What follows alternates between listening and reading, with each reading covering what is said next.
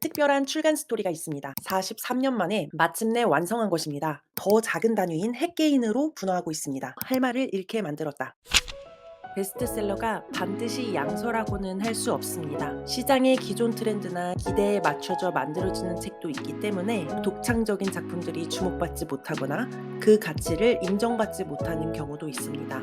하지만 우리는 많은 사람들과 같은 책을 읽는 과정을 통해 어떤 공통된 경험을 나눌 수 있습니다. 또 이를 통해 사회적 연결을 느끼거나 대화의 주제로 활용할 수 있기도 합니다. 어떤 책이 베스트셀러가 되었다는 것은 그만큼 많은 이들이 공감하고 관심을 갖는 이야기를 담고 있기도 합니다. 그런 의미에서 준비했습니다. 2023년을 마무리하며 연말에 사람들에게 사랑받은 책 10권을 정리했습니다. 추운 겨울날 독자들의 마음을 따뜻하게 해준 베스트셀러 10위부터 1위까지 지금부터 소개합니다. 이 영상은 교보문고 월간 종합 베스트셀러 순위를 참고하여 제작했습니다. 10위는 작별하지 않는다입니다. 2016년 채식주의자로 인터내셔널 부커상을 수상하고 2018년 휘인으로 같은 상 최종 후보에 오른 한강 작가가 5년 만에 신작 장편소설 작별하지 않는다를 출간했습니다. 비극적 역사의 기억으로부터 길어올린 간절하고 지극한 사랑의 이야기입니다. 눈이 시리도록 선연한 이미지와 유려하고 시적인 문장에 압도적인 아름다움으로 다가오는 작품입니다. 독자들의 실제 서평을 가져왔습니다. 채식주의자가 충격적이고 슬펐으며 소년이 온다가 고통스러웠다면 이 책은 먹먹하고 가슴 저린 지극한 사랑에 대한 이야기로 할 말을 잃게 만들었다. 비극적인 역사적 사건이 남긴 아픔과 트라우마, 그리고 그것들이 어떻게 다음 세대로 이어지는지, 어떻게 당사자의 것만이 아닌 그 사회의 아픔이 되는지를 생각해 보게 된 것 같다. 작가의 성숙한 의식과 단정하고 정갈한 문체로 쓰인 소설 작별하지 않는다가 10위를 차지했습니다.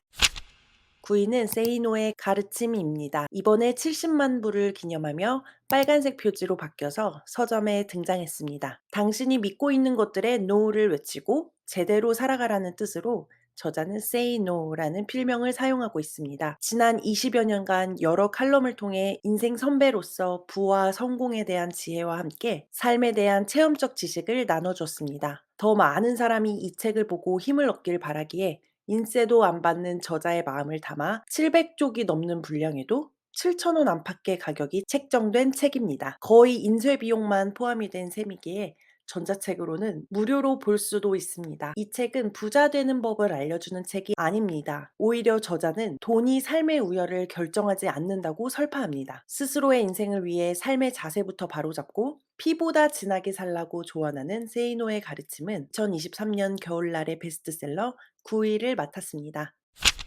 8위는 생각이 너무 많은 어른들을 위한 심리학입니다.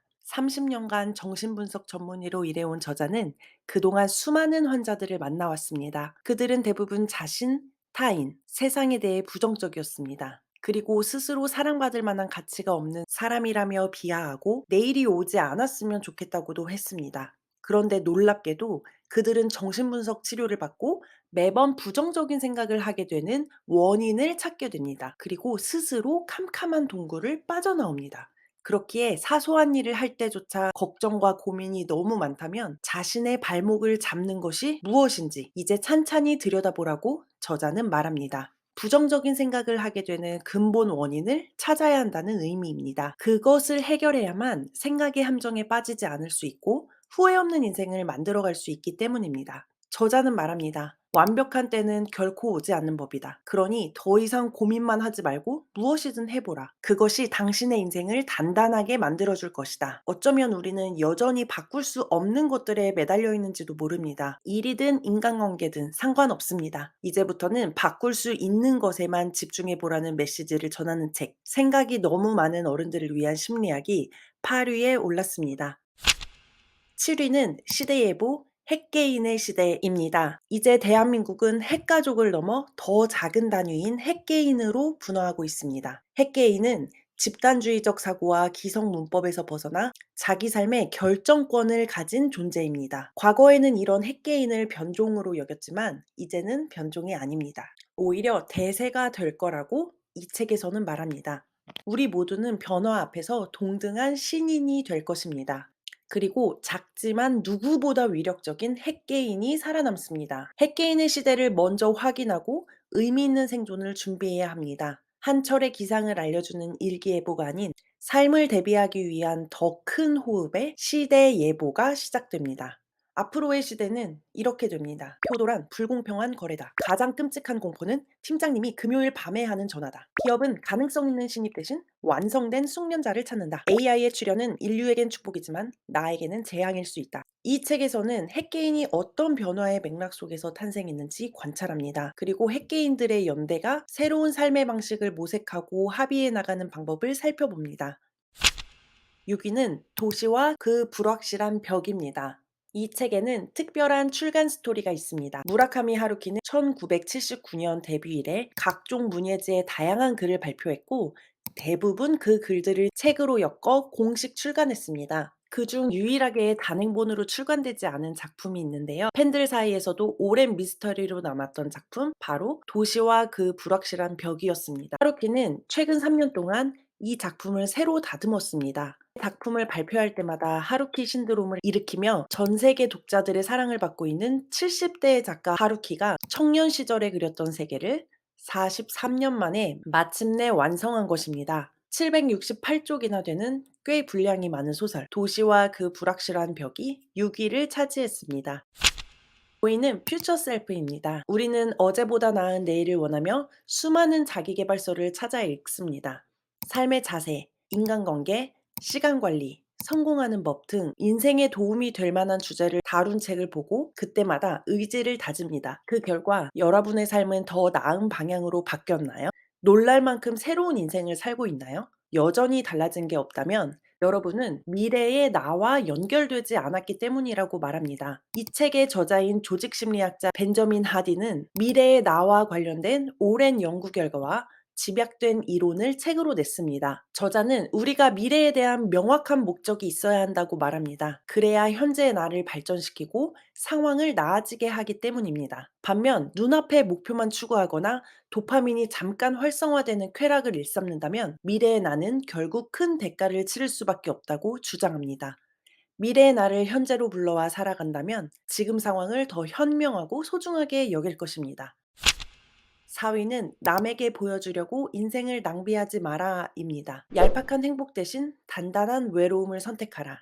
니체, 톨스토이, 아인슈타인에게 영감을 준 쇼펜하우어가 쓴 책으로 삶과 지혜에 대한 격언이 담겨 있는 책입니다. 나는 쇼펜하우어를 읽으며 여태껏 한 번도 몰랐던 강력한 기쁨을 만끽했다. 쇼펜하우어는 모든 희망을 잃고도 진리를 추구한 유일한 인물이다. 이 책이 지금의 명성을 얻은 데는 분명한 이유가 있다. 우아하고 매우 실용적이다. 철학자들의 철학자로 불리는 쇼펜하우어에게는 늘 비평가, 아웃사이더 등의 꼬리표가 따라다녔습니다. 하지만 그는 누구보다 인간적인 시선으로 삶의 진리를 추구하던 사람이었습니다. 1851년에 출간된 이 책에서 그는 냉소적이지만 누구보다 현실적인 행복의 의미를 풀어냈고 200년이 지난 지금까지 많은 사람에게 읽히며 살면서 한 번은 꼭 읽어야 할 철학의 고전으로 평가받고 있습니다. 냉철하지만 누구보다 현실적인 쇼펜하우어 특유의 문체 속에는 평생 가져갈 인생의 지침이 들어 있습니다. 현재의 불행으로 괴로워하는 사람들이 있다면 이 책을 통해 지금을 살아갈 힘과 행복을 추구하는 다른 방식을 깨달을 수 있습니다. 연말 베스트셀러 3위는 더 마인드입니다. 성실했던 저자는 다들 좋다는 회사에 입사했고 자신이 성공했다고 생각했습니다.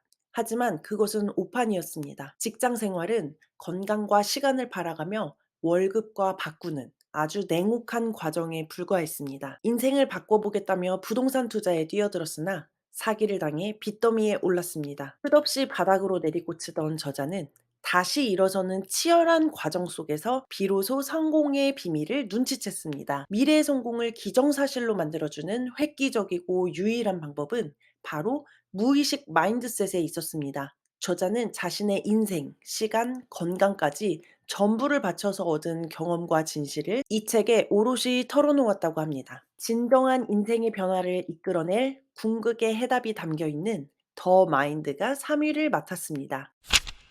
2위는 마흔에 읽는 쇼펜하우어입니다. 찰스 다윈, 아인슈타인, 카를 융, 헤르만 헤세, 톨스토이, 프란츠 카프카, 도스토옙스키, 세계 거장들에게 영향과 영감을 준 쇼펜하우어도 40대의 마음의 위기를 다스리고 인생이 바뀌었다고 합니다. 마흔은 가장 열정적으로 살아가는 인생의 황금기이자 인생은 고통이라는 인식에 다다르는 때입니다.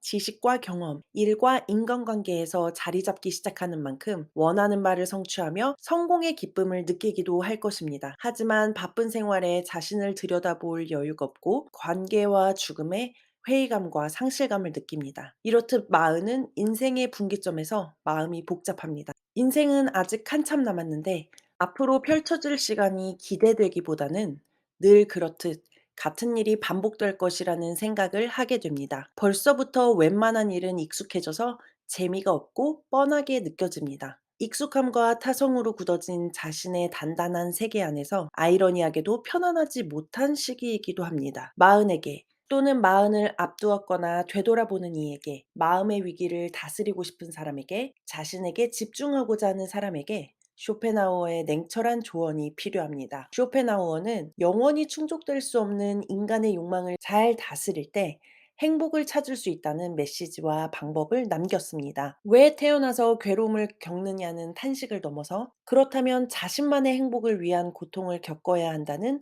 성장지향적인 통찰력이 담겨 있습니다. 삶에 대해 고민하고 마음의 위기를 겪는 마흔에게 현명한 해결책을 줄 수 있는 책입니다.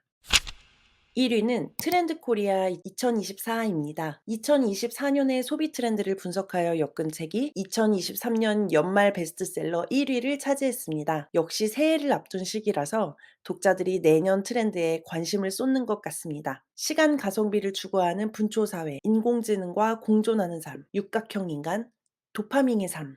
우리의 2024년을 대표할 키워드들 중 일부입니다. AI의 등장으로 더욱 빨라진 시대에서 인간만이 가능한 활용 점정의 역할은 무엇일지, 그리고 이를 위해 우리는 무엇을 알아야 하고 또 무엇을 준비해야 할지 소비 트렌드를 알아볼 수 있는 책, 트렌드 코리아 2024가 1위에 올랐습니다.